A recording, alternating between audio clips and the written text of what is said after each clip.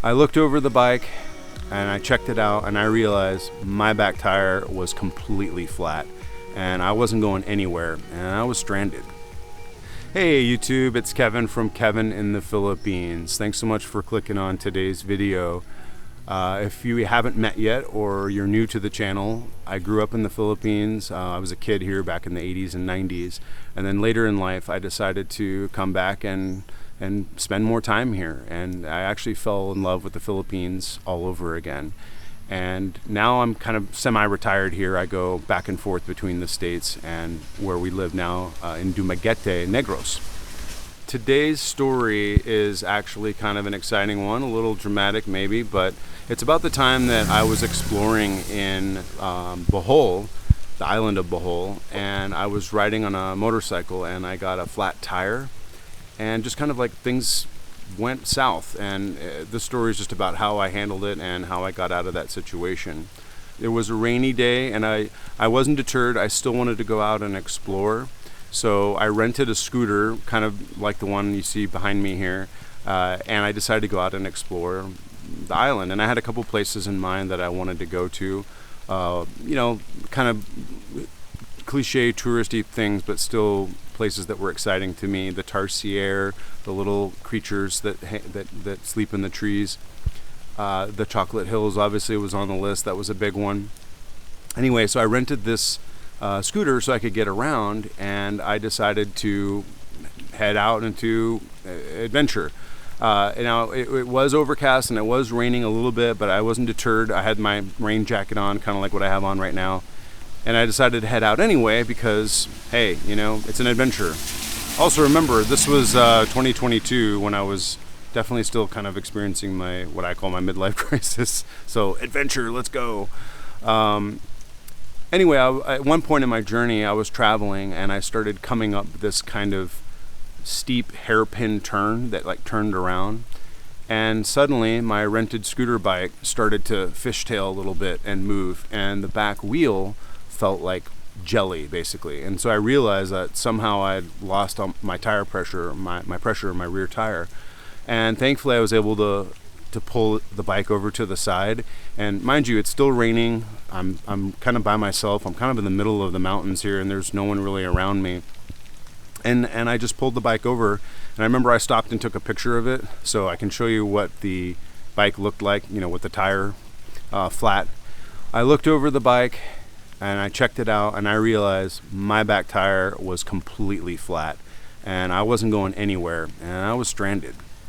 But I had this feeling come over me suddenly where I was like feeling a little bit panicky. I'm almost embarrassed to admit it, but it was like, what do I do? How do I get out of this? And it took me a few minutes to just kind of calm down and start to realize, hey, it's going to be okay. You can get out of this. And I thought, what do I do? Do I get back on the bike and ride it and just, destroy the tire and try to get home?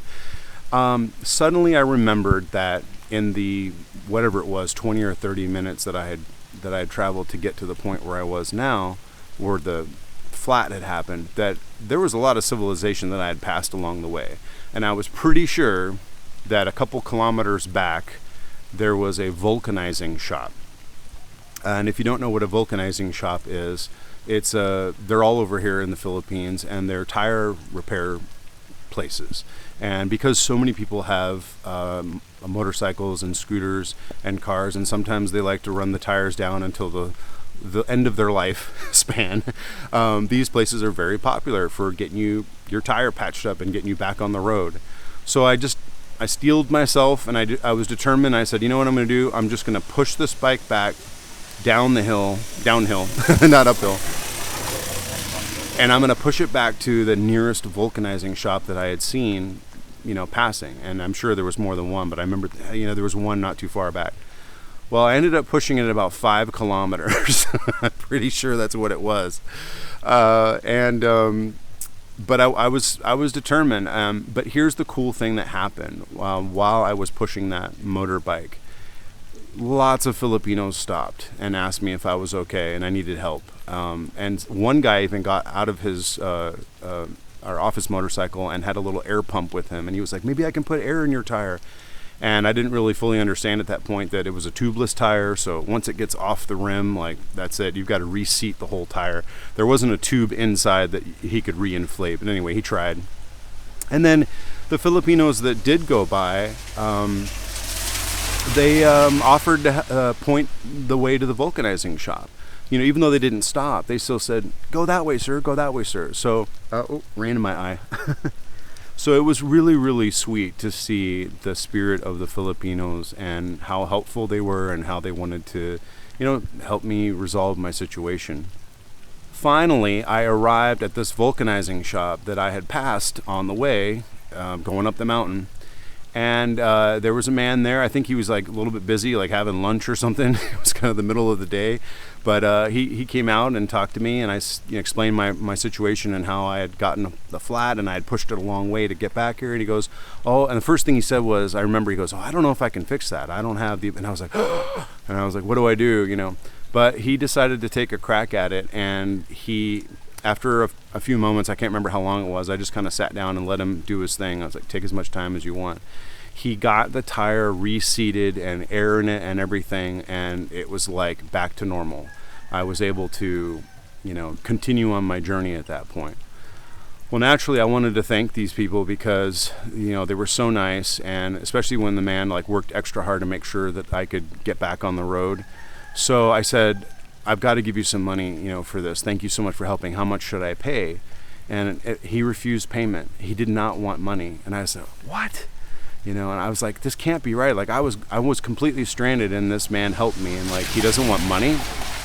And he really did work. I mean, he earned some money to fix this tire, but I guess he was just so generous and so kind that he didn't want to accept money. But I wasn't going to let it go because attached to their little vulcanizing shop on the side was a sorry store. And if you don't know what that is, that's just a little roadside store that sells things like chips and soft drinks and little packaged items. And so I thought, I'll buy some things from the sorry store in order to kind of say thank you. And I was like, I'll buy a bottle of water and some crackers or something. And I think it was the man's wife was running the store. So I went over to the little store window and I was like, "Thank you guys so much for helping me. I want to pay something. Can I just buy some, a few items?" And she's like, "Sure." So then I opened my wallet and I realized that I don't have any small bills, and they're all big bills. And the biggest bill here in the Philippines is the 1,000 peso bill. So I was like, "I don't have smaller bills. Is this okay?" And she's like, "Oh, sir, I don't have change for that." Which may or may not have been true. No. I think it was true. I think she really did, because this was in a remote area, not a lot of customers, not a lot of people going by. And so, of course, I said, "Please accept this 1,000 peso bill. Just please take it, and as a thank you from me." And they were shocked. And she said, "Sir, sigurado ba to? Are you sure?" And then, and I said, yes. And she goes, "This will be for our Christmas, sir. Thank you so much." Anyway, it was really, really sweet. Later that year, I ended up going back to Bohol, and my girlfriend Angie was with me, and this time we'd rented a car, and we were driving back that same road to go visit some of those same places that I wanted to see before. And of course, we stopped at that vulcanizing shop, sorry store, and said hello, and they remembered me.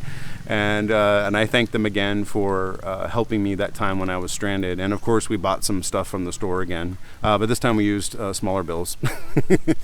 If there would be a life lesson here or a takeaway from this story, it would probably have to be when something scary happens to you in life, and something that just unexpectedly happens and kind of makes you feel a little bit panicky or scared.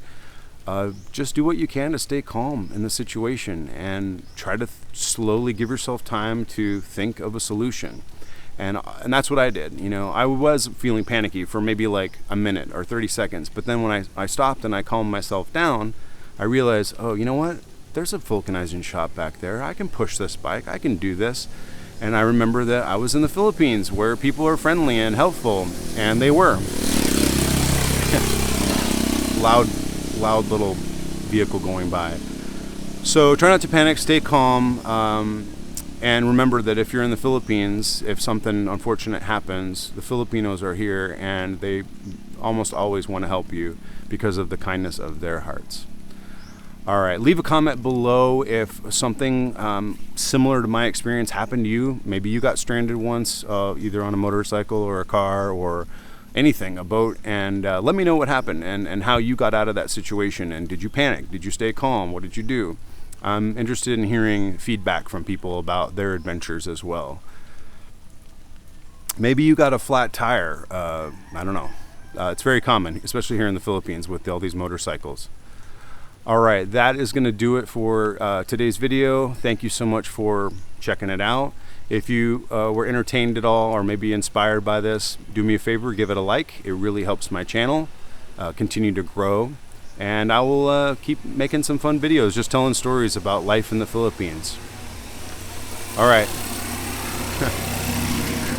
Busy road behind me. That is it for now, guys. Thank you so much, and mabuhay. We'll catch you on the next one.